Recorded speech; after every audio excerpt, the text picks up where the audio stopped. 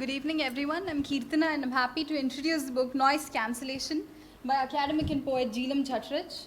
Ms. Jeelam Chatraj is an academic and poet based in Hyderabad. Her works have been published at Ariel, Room, Colorado Review, World Literature Today, Voice and Verse, Not Very Quiet, Queen Mob's Tea House, Asian Shah, Burrow, Cerebration, Porridge, Minnow Literature Review, the West Trestle Review, and Guftgu, among other national and international anthologies. She published the book When Lovers Leave Poetry Stays in 2018 and Corporate Fiction in 2018.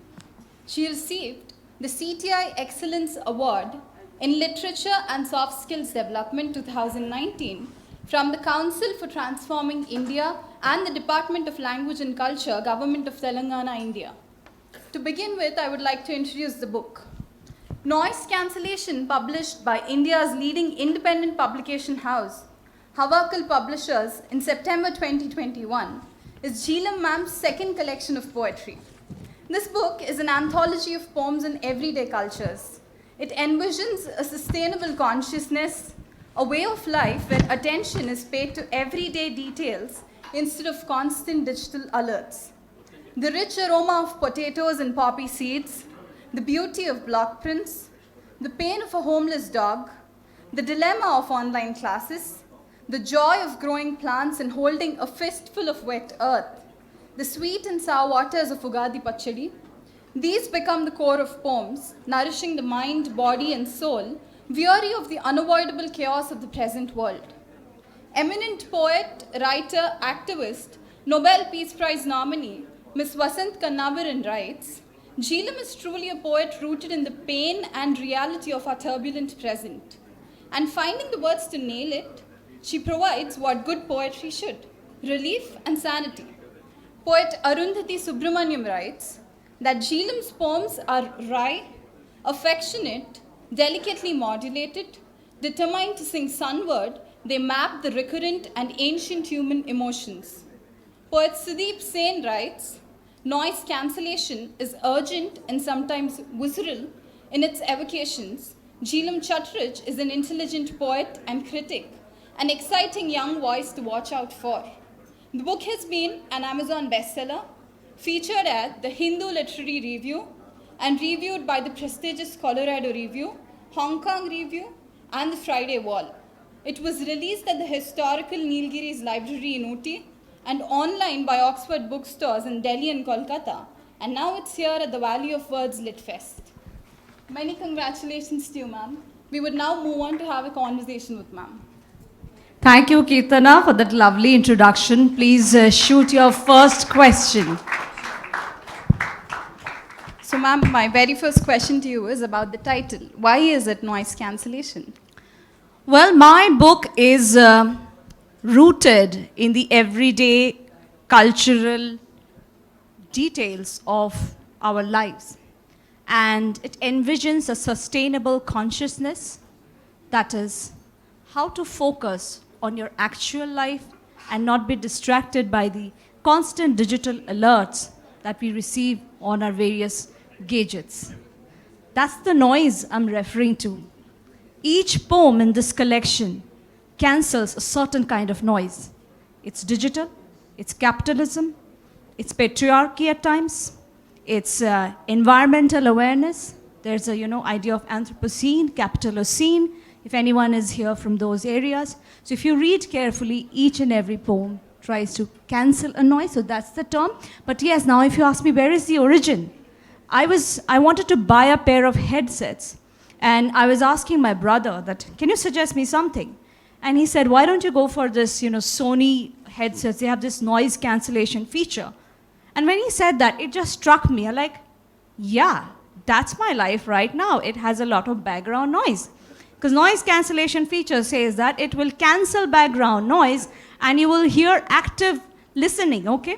You will hear only what you want to hear. And I said, I have to change my life around. And I knew that my next book would be titled Noise Cancellation. It would be a search for clarity, okay? So I think I will read. Thank you. I teach to students Kirtana has also been my student. And when I work, I collaborate with my students. So today I am here. I'm sure one day she will be here in my place. Thank you. So I'll just read. So I'm, used to standing up and read. Is that fine with the recording? Yeah, okay. Because teachers can't sit and teach, right? I hope they don't speak for 40 minutes this way. And they No, don't not take at roll all. call, huh? I'm not that kind. So I'll just read the first poem, Noise Cancellation. And I have tried. If you see all the words in this poem, they have one syllable. Each word makes only one sound. Okay? Noise cancellation. Years pour nude noise on palms that swell and spill. Bones bloom on strange beds. They don't fear the storm. What is the storm? Storm of technology. Sea of rage, sick with a slab of glass. Phones turn the key. Click, click, click. The birth of a sound. Ah, the whip of time. So many hours lost on Instagram Reels. Ah, the whip of time, lost on a map of lies. Birds feed the blind sun. Our eyes buzz like bees. I let go. I let go. I seek the slow pause, the quiet way of plants. Pale plumes float mid-air. My wine melts into rain. Dog-like, I wait at the door of monks for milk and hugs. I learn to live mild, sit, eat, pray for a change, a sweet hint of spring light. Thank you. On this note, the question that she asked, how do you cancel noise? You cancel noise by focusing on details, right? So one day I was observing my mom's sari. Nothing's grand happening here. And, since we are short on time, I'll freeze the questions together too. So her next... I'll also have some questions. I'll just finish this and then we can. So Kirtana's next question was that how do you talk about... Kirtana, you can read it and I'll respond to that. So your book is about everyday household and common details, Yes. like a lizard on wall, a mosquito aimlessly buzzing in the air, the smell of a hand cream. Why do such things matter so much to you? Yes. So the ordinary is grand to me. Because our ordinary lives are far more complicated than if you see the grander schemes of life. As I think, ma'am, I'm sorry, I do not know your name, but you were talking about international politics. And you said it is the everyday domestic, politics too, which is affected by the international politics in the larger context. So I focus on details. And as John W. Gardner, writer, said that excellence lies in doing ordinary things extraordinarily well. So on that note, I'll read my poem, Sari, which is quite popular. It was published at the West Stresley Review, and again, it has been selected by the Best Asian Poetry Anthology as well. So here it goes. I was watching my mom, Sari, simply, kind of drying in the sun. Nothing grand is happening. There's a wet sari that is soaking the sun, that's all. And you can see how I describe it. Sari.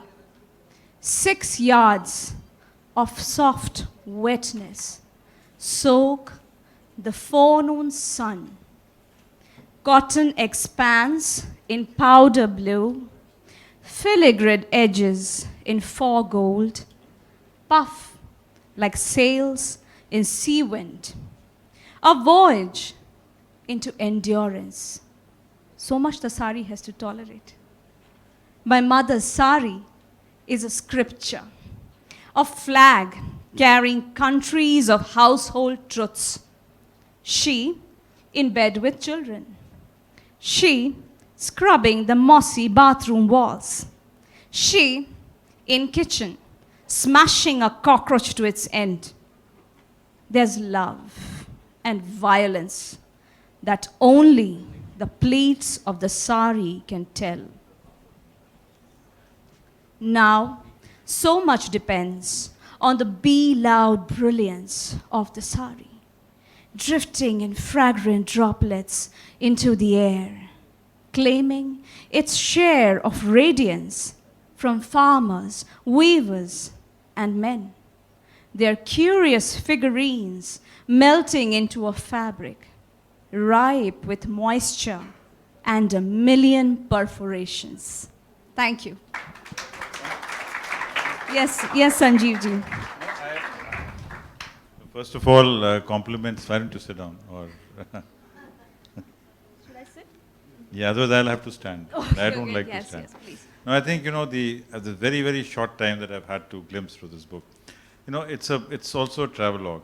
One notices that whenever she visits a place, whether it's Ross Islands or whether it's my favorite Park Street in Kolkata, you sort of start writing about it. So is a place a muse to you? I mean, how does a place affect you? Or do all places affect you, or some places affect you more? Because I've seen there's a poem on Hyderabad, there's a poem on Park Street, and there's a poem in the Andaman Islands. And all three are very different locales, visually if you look at it. So, Well, places affect me because wherever I am, I try to be as conscious as possible. I'm consciously scanning information, what is required for me, for my poetic imagination.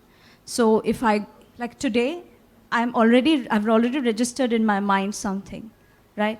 And that I'm going to use somewhere, it is going to come. So yes, wherever I go, it's Ross Island, it's Hyderabad, I'm not seeing it as someone who is not aware of the surrounding. I'm very much aware of the sounds, the food, the taste, the smell.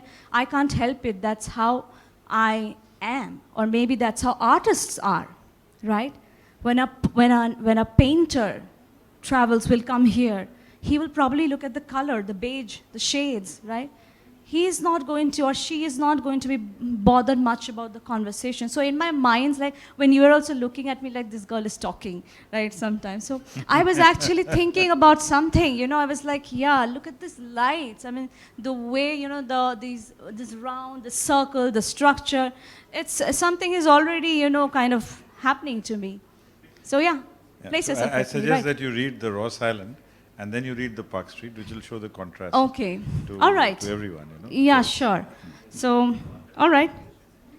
And then we'll go to And then we Kitna's can, final question. And then we can go to Husky Hyderabad. So we have Husky in Hyderabad. Yeah, so that is a satire. I don't know if people with kind of cool looking dogs will be upset hearing that. But okay, so you can do it as the last offering. So even if they're No, last offering, I have a treat for you. Because my poetry is a lot about food, and I'm a Bengali, but I'm married to Telugu, so I have poems on Ugadi Pachadi and I have poems on Alu Posto. and there's something on biryani as well. So biryani is coming up. So I'll read the Alu Posto as the final poem. Which poem do you want, Kirtana? One you can request, so I'll, kind of jostle quickly. Lipstick, yeah. I think there are many girls in the house. Oh, I will also it's a short poem, okay? Lipstick. You won't regret hearing lipstick because trust me, we all can relate to that. So sir is requesting for Ross Island. It's a small island in the Andamans. It's pretty and it's beautiful, but Andaman has a dark history and that's what I try to capture, the cultural and historical details of places too, along with the beauty. Ross Island. Stitched to the silken sea, here sun-washed winds post letters from the past. White seagulls and one lonely deer breathe into roots clutching English ruins. A dancing hall, a bakery, a church. Naked bricks blow kisses. Their scarlet mouths gape at coconut trees, swaying madly to an aged English tune. A pink grass lily blushes beneath a Japanese bunker, and beyond its ashen silhouette, the sapphire sea swirls memories of soft English summers. One uprooted tree lies with its head squashed into the sea, reminding us of the sleepy sea monster. Steamers honk in, honk out, dropping and picking noisy travelers. Darkness descends.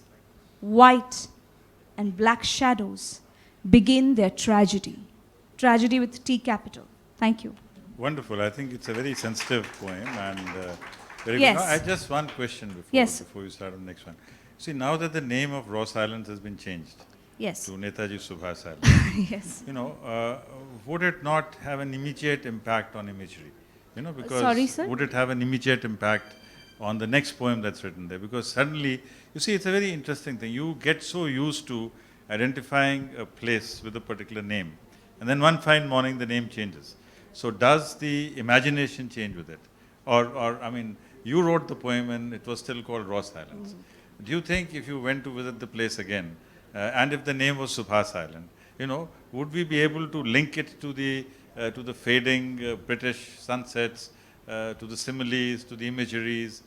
So it's not on your poem, but it's a general philosophical question which I think as a poet you may like to respond.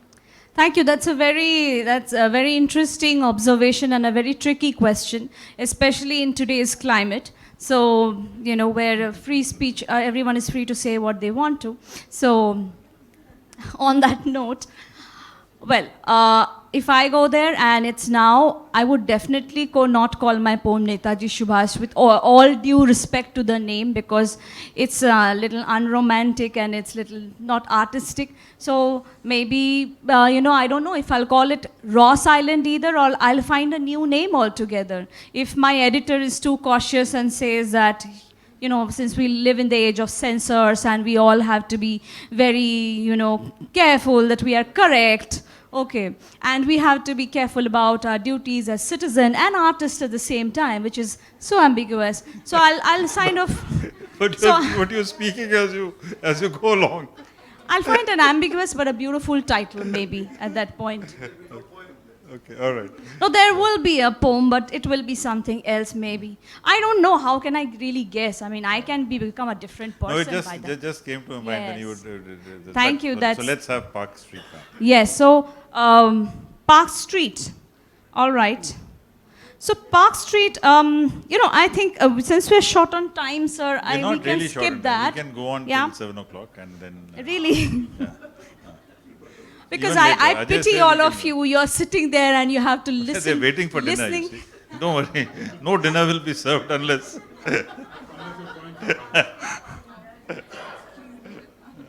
Okay. You're in a very lucky phase, where Seems like that. This is like I'm blessed with the divine light, Yeah, okay. So my next poem is called Park Street, Kolkata. Any one of you who've been to Park Street here? Sir has been. Ma'am has been, sir has been, okay. So you know, Park sir, Ranjita Di knows, right? So on a Friday. Nobody calls that, okay. Yeah, even But I didn't realize that. even I didn't realize that. So Yeah, because you can't have a poem on Mother Teresa and then describe the. It's very ironic actually. How do you have the Trinkas Cafe on the Mother Teresa street? well, our lives are, kind of bounded by ironies. We just live with it, I guess. So, all right, and this is written on a Friday evening when it's very festive and the Friday prayers are done and people come out and celebrate, okay? So it's just my experience of that, evening that I have there. I won't say much because there are much details given here. It's up to the reader to interpret. So I will not say anything. There's a big interpretation there inside the poem. I'll not say what it is. Park Street, Kolkata, 28th February 2020. First I quote Aga Shahid Ali. In the lake, the arms of temples and mosques are locked in each other's reflection. Aga Shahid Ali, The Country Without a Post Office. 23rd February 2020. Infinite fury on the streets of Delhi. Blood songs of dappled gods bellowed beyond beginnings. 5 days later, at Park Street, Kolkata, Friday ushered humans high on spring. In multitudes they loosened hope. Sweet hymns, wet with rain, cleared the country's fog. Alleys, puzzles, effulgence, one could not tell the religion of gods. I saw, with a pilgrim's eye, lips praying, singing, waiting, loving. Biryani flavored winds lifted the thick lanes. Hawkers yelled prices of flowers, stoles, and keychains. Children cried over cheap ice creams. Their mothers bargained for shoes and bangles. Could the same souls disembowel the city? Dance on the debris of difference? Such are the melodies of my pendulous nation. Endless ceremonies for sensual joys. Some bring belief with fire and knives. Some preach faith like paper kites. Thank you. Very well done, and I think it really captures Park Street. Really captures. I don't the think desert. I should say anything about the poem. I leave it to you. And yes, Kirtana, we'll go to your question. So my final question is, as American poet Dustin Pickering writes in his review that we resist categories, though it is clear we also easily fall into them. In your poem Lipstick, societal expectations from family are defied. These expectations try to confine womanhood. Yes, she will be subject to male gaze, and yes, she will post to social media as we are wont to do in the 21st century. What would your response be? Yes, this has been a recurring question to me about how I represent women. Now, as a poet, as an artist, when I'm representing, I try not to stick to categories or labels. Because if I do, my work would be extremely limited. And secondly, the purpose of art is to provide aesthetic pleasure. So I can't start preaching that this is correct, women are suffering, you have to pay attention. Then nobody would publish my book, nobody would read it, right? But yes, as a conscious citizen, as a woman, somewhere when I'm writing, I also have the idea that, yeah, I could represent women's, lives, I could say, or as a human being, a woman as a human being and her problems. So, rather than going on to the grander problems of patriarchy and using words like patriarchy or using it so directly, the beauty of poetry is its aesthetic, presentation, how you can use language. I chose lipstick as a symbol of the everyday indecisiveness that we face as a woman or as a human being in general, and how many things we have to consider. As Mehak was also saying, that my mom is watching whether my dress is slipping off or not, right? How many things you have to consider before even buying something as small as a lipstick. This is a satire, and when you write in satire, the benefit that a poet gets is that satire allows you to rhyme without being trivialized. When people write in rhyming, usually it is seen like, oh, isko to kuch nahi aata, rhyme kar diya, like that, okay? But when you're consciously writing satire and you're making your motive as humor very clearly, then you can make a good satire. And this was published at one of America's very popular journal, the Queen Mob's Tea House, in November 2019, okay? And it's very simple, and it was written actually for a poetry festival in Varanasi where I went for a college there, and I didn't have anything suitable to read. So a month before I started reading, because I didn't want to look like I'm an old lady in front of college kids, like I wanted to look cool to them as well, okay? So I started to think about this and I wrote this. And then finally it became like everyone likes lipstick. Wherever I go, they want me to read lipstick. So here it goes, lipstick. I was sad and sick, so I bought a lipstick. Brown it was, like the soil's infinite haze. Sister said, you wanna be the subject of male gaze. Soft was the silk of its rusty stain. In print, they promised no animals were slain. I beamed like an ethical citizen. When the activists sneered, brands are brazen. In India, children burrow through mica mines. Don't you see their bones in the way it shines? I saw a color, a shade called femme power. But Auntie claimed, painted lips are not for good girls. It's too slutty, just wear white pearls. I posted, hashtag brown bullet, got 2,000 likes. Not one boy came on a date with my bike. Heartbreaks have been healed by this satin spread. It taught me to knife confidence like butter on bread. Wear it more often and you will find a man, said mother, as she sorted my pride on a hot pan. This was truly no innocent purchase. In poems and books, I will build my case.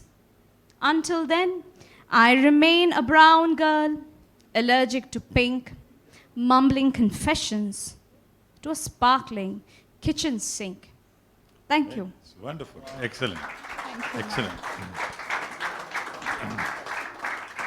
I'm sure you've gone through Lipstick Under My Burqa, and so I mean, is it? Yes. so- I've seen the movie, Seen but the movie, so- I saw the movie much later. Much Actually, later. I didn't see this, Yeah, but but the lipstick is becoming a very powerful element of discourse. yes, and it is not my favorite poem because I don't like to write in a rhyming fashion, but I do like So to why don't you read us experiment. the alphabet, the woman and the alphabet? Oh no, that's a very difficult poem, sir.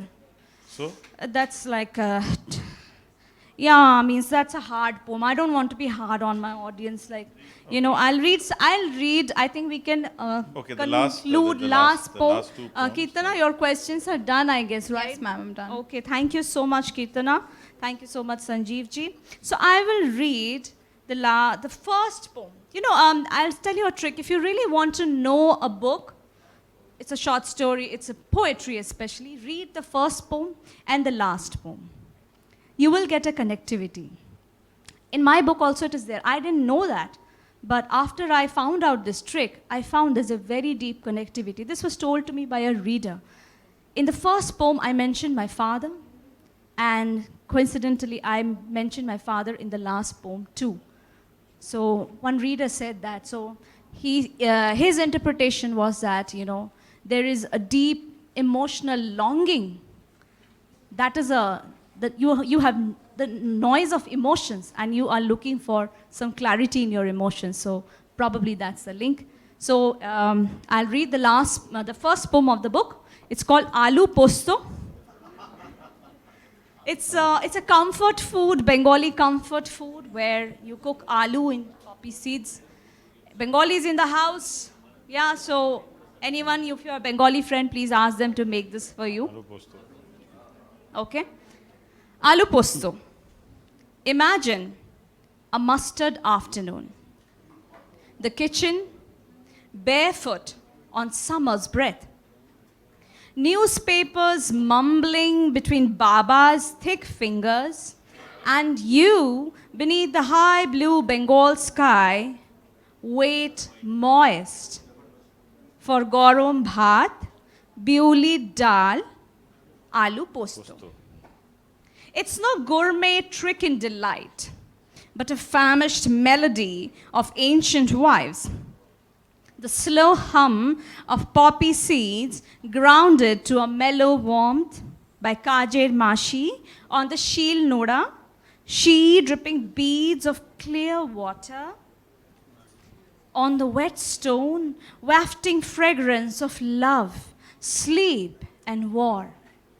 Cubed potatoes, sliced onions, a tender sauna, followed by posto's drowsy descent on a pool of pallid dream. Its wood bark aroma, a stoic ring of lonely British sentries amid the rich blooms of Afim fields. their cruel resolve rising in the steely cry of the Kunti scraping sheets of posto skin off the kodai. Ma serves it in a bati.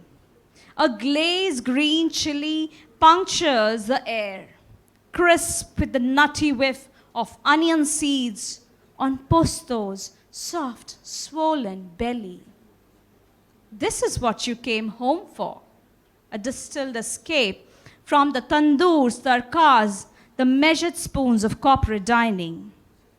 Posto is a farmer's find, unheard by apps and delivery boys, a humble hunger healed by potatoes, without the familiar sprinkle of jeera, dhania, haldi, and lal mirch. Very good.